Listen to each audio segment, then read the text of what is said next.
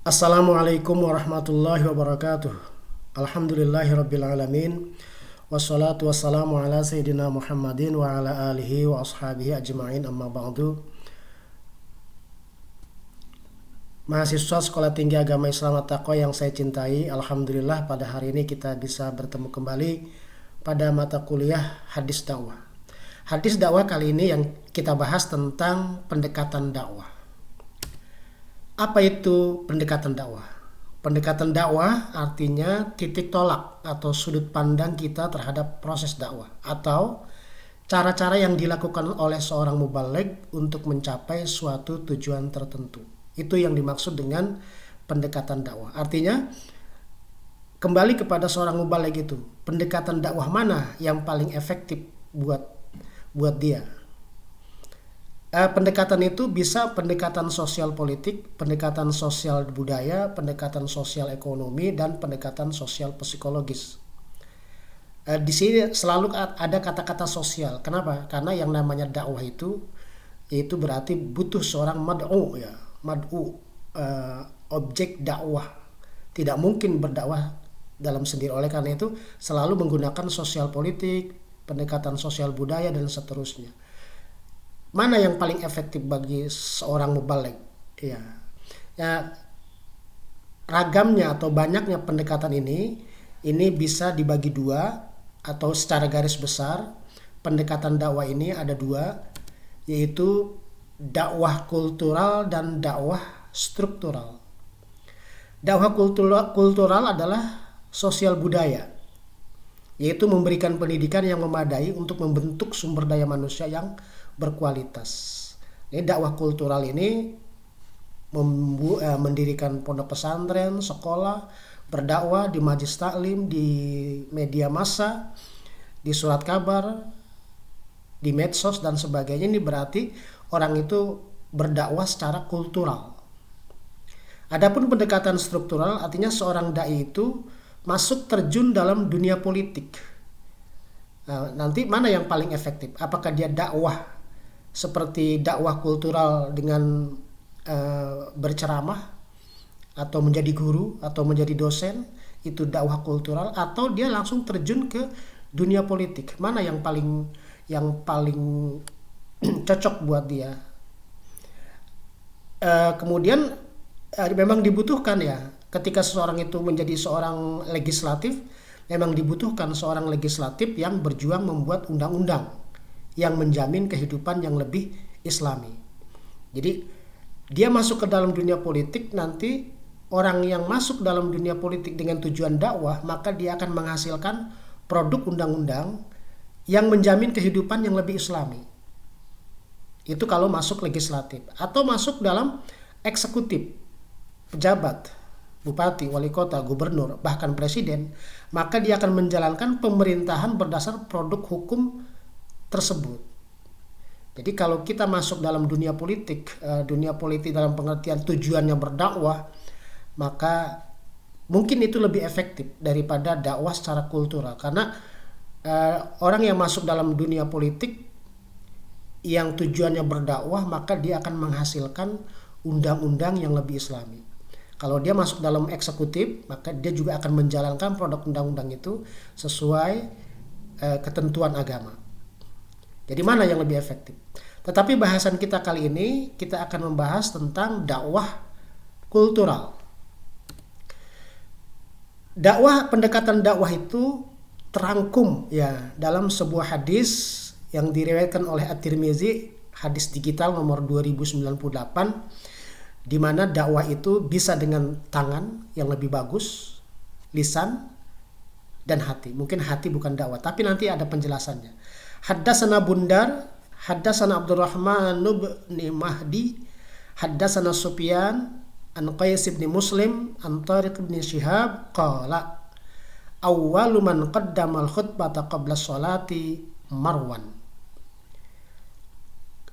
Kata Tariq bin Shihab, orang pertama yang mendahulukan khutbah sebelum sholat adalah Marwan. Marwan ini salah seorang khalifah dari Bani Umayyah. Faqama rajulun, maka seorang laki-laki berdiri. Faqala li Marwan, maka dia langsung berkata kepada Marwan, khalafta sunnah, Anda menyalahi as-sunnah, menyalahi hadis Rasulullah SAW. Faqala, maka Marwan menjawab, ya fulan, turika ma hunalik. Hei bung, yang seperti itu telah ditinggalkan. Faqala Abu Sa'id, hadir pada waktu itu Abu Sa'id, amma haza faqad qada ma alaihi. Adapun pemuda tadi, dia telah menunaikan apa yang menjadi kewajibannya. Sami'tu Rasulullah SAW, karena aku telah mendengar Rasulullah SAW bersabda, yaqul man ra'a munkaran falyunkirhu biyadih. Biasanya kita sering mendengar man ra'a minkum munkaran falyughayyirhu biyadih. Tapi memang sengaja saya menampilkan hadis yang berbeda agar menjadi bahan referensi kalian. Man ra'a munkaran falyunkirhu biyadi. Maka barang siapa yang melihat kemunkaran, maka hendaklah dia ingkari biyadi, dengan apa? Dengan tangannya. Wa man lam yastati fa bilisani. Dan barang siapa yang tidak mampu berdakwah dengan mengubah kemungkaran dengan tangannya, fa bilisani, maka dengan lidahnya. Wa man lam yastati fa biqalbi. Dan barang siapa yang tidak mampu merubah kemungkaran dengan lisannya, fa biqalbi, maka dengan hatinya. Wa dzalika adhaful iman, dan yang demikian itu adalah sepaling-paling lemahnya iman. Jadi seorang laki-laki tadi itu dia telah menunaikan tugasnya karena dia telah mencegah kemungkaran yang dilakukan oleh Marwan dengan cara bilang khalaftas sunnah. Nah, ini disambut baik oleh Abu Sa'id bahwa laki-laki itu telah menunaikan tugasnya ketika dia melihat kemungkaran, dia mencegah dengan apanya? Dengan lisannya. Hadis ini qala Abu Isa, hadis ini Abu Isa berkata, Abu Isa itu adalah Imam At-Tirmizi. Imam At-Tirmizi itu panggilannya Abu Isa.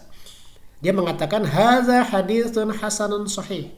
Hadis ini adalah hasan sahih. Ini istilah yang digunakan oleh Imam At-Tirmizi ketika dia menyatakan sebuah hadis itu sahih dengan mengatakan hasan sahih. Hasan sanadnya, sahih lafaznya. Yang pertama dari uraian hadis tersebut, tahapan-tahapan dakwah yang lebih hebat itu, yang lebih bagus adalah dakwah bilyad. Dakwah bilyad tadi dakwah dengan tangan. Iya. Dakwah bilyad juga kalau masuk dalam dunia politik berarti dia menjadi seorang legislatif, dia menjadi seorang eksekutif yang dia mampu membuat undang-undang legislatif yang lebih islami. Namanya dia berdakwah bilyad. An Aisyata qalat, sami'tu Rasulullah sallallahu yaqulu muru bil ma'ruf wanhau 'anil munkar qabla an tad'u fala yustajab lakum. Dari Aisyah berkata, aku mendengar Rasulullah SAW bersabda, muru bil ma'ruf, perintahkanlah manusia itu bil ma'ruf, dengan ma'ruf, kebaikan. Wanhau 'anil munkar, dan cegahlah dari kemungkaran. Jadi dakwah itu isinya amar ma'ruf dan nahi munkar. Dakwah sekarang itu kita lebih banyak amar ma'ruf saja, memerintahkan orang untuk berbuat kebaikan. Jarang seorang dai wanhau 'anil munkar, nahi munkar, karena dakwah yang nahi munkar itu dakwah yang punya resiko. Sedangkan dakwah amar ma'ruf itu dakwah yang tidak punya resiko, hanya mengajak. Tapi kalau mencegah, dakwah yang isinya mencegah, ini punya efek kepada orang yang menyampaikan itu, yang mencegah itu. Qabla an tad'u, sebelum kamu mengajak orang, fala yustajab lakum, maka kamu tidak akan didengar, tidak akan diikuti. Kalau hanya berdakwah tanpa bil ma'ruf dan wanhau 'anil munkar. Jadi mesti seimbang dakwah itu, amar ma'ruf dan nahi munkar. Juga pentingnya dakwah bilyad itu adalah an Ubaidillah bin Jarir an abihi qala qala Rasulullah sallallahu, Ma min qaumin yu'malu fihim bil ma'asi hum a'azzu minhum wa amna la yughayyiruna illa ammahumullahu biiqabin. Ya, ma min qaumin, dan tidaklah sebuah kaum yu'malu fihim bil ma'asi, yang mengerjakan segala bentuk maksiat, hum a'azzu minhum, padahal ada di antara mereka orang yang lebih berkuasa, wa amna, ya, yang lebih berwenang, la yughayyiruna, tetapi mereka itu tidak merubahnya. Ya, ada satu kaum mengerjakan maksiat, kemudian ada yang mampu berwenang, berkuasa, tetapi dia tidak mau merubahnya kemaksiatan itu. Kata Rasulullah, illa ammahumullahu biiqabin, kecuali Allah akan meratakan mereka itu dengan siksaan, ya, dengan bencana dan sebagainya. Kenapa? Karena ada orang yang lebih berwenang, ada orang yang lebih berkuasa mencegah kemungkaran itu, tetapi dia tidak mau mencegahnya. Ini keutamaan dari dakwah bil yad, kepentingan, urgensi. Ada orang-orang yang khusus yang memiliki kewenangan, ya, bil yad, dengan tangan. Siapa itu? Ya, mereka-mereka yang diberikan kekuasaan. Itu mereka lebih berwenang, ya, lebih berkuasa. Sementara kita dakwah bil yad, ya, kita nanti dianggap anarkis, ya. Oleh karena itu kita hanya bisa melapor apabila kamu lihat kemungkaran, kita melihat kemungkaran, kita hanya bisa menyampaikan kepada orang yang lebih berwenang untuk mencegahnya. Ya. Level yang kedua adalah dakwah bil lisan. Penting sekali dakwah dengan lisan, dengan ucapan itu. Sebagaimana riwayat Ibnu Majah an Abi Nadrah an Abi Sa'id al-Khudri anna Rasulullah sallallahu qama khatiban. Dari Abi Nadrah mengatakan bahwa Rasulullah SAW qama, berdiri, khatiban, berkhutbah. Fakana fima qala, di antara khutbahnya beliau bersabda, ala la yamna'anna rajulan haibatun nasi ay yaqula bihaqqin iza alimahu. Hei, ketahuilah, janganlah ada seorang laki-laki karena takut kepada orang, dia mencegah dirinya untuk berkata yang hak. Iza alimahu, padahal dia mengetahuinya. Jadi jangan sekali-kali ada seorang laki-laki takut kepada orang untuk menyampaikan sesuatu yang hak, padahal dia tahu itu adalah hak. Ini mesti ada seorang laki-laki yang dapat berbicara ketika dia melihat sesuatu yang hak, dia mesti sampaikan. Qala, maka Abu Nadrah berkata, fabaka Abu Sa'id. Abu Sa'id menangis, ya. Waqala, dan berkata, qad wallahi ra'ayna asya'a fahibna. Sungguh demi Allah, ra'ayna asya'a, kami melihat kemungkaran itu, fahibna, tapi kami takut. Jadi Abu Sa'id merasa dirinya takut, kemudian mendengar kalimat seperti itu yang disampaikan oleh Rasulullah. Nah, ini membuat Abu Sa'id ini menangis karena tidak mampu mengatakan yang hak. Hadis yang lain, an Abi Sa'id al-Khudri qala Rasulullah SAW, afdalul jihadi kalimatu adlin inda sultanin jair. Sepaling-paling abdalnya jihad kalimatu adlin, ya.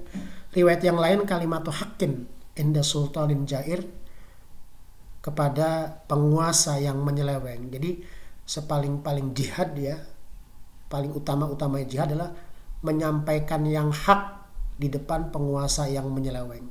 Ini namanya dakwah bil lisan. Sekali lagi, tentu dakwah seperti ini memiliki resiko oleh orang yang mengatakannya.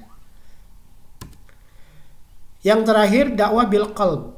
Dakwah dengan hati, ya, bukan dakwah diem melihat kemungkaran itu. Tadi kata Rasulullah, wa dzalika adhaful iman, adalah selemah-lemahnya iman. Walaupun imannya lemah, tetapi tidak harus diam begitu saja, tapi harus ada reaksi.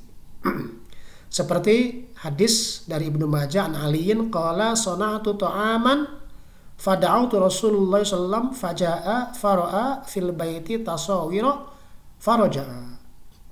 Rasulullah itu dari Ali, kata Ali, aku membuat makanan. Fada'autu Rasulullah, maka aku undang Rasulullah SAW. Faja'a, maka dia datang. Faro'a fil baiti tasawiro, maka dia melihat di dalam rumah saya itu tasawiro, gambar-gambar. Faroja'a, maka dia kembali.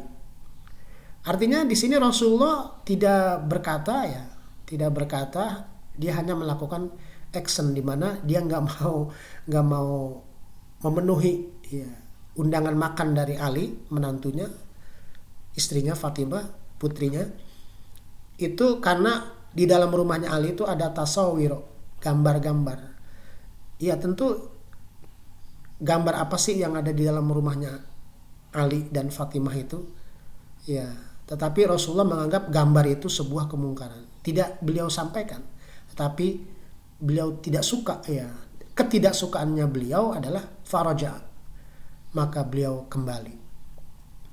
Nah, ini dakwah bil qalb. Oleh karena itu pendekatan dakwah mana jangan sekali-kali kita diam melihat kemungkaran. Paling tidak ada kebencian di dalam hati kita ya, bahwa kita tidak suka dengan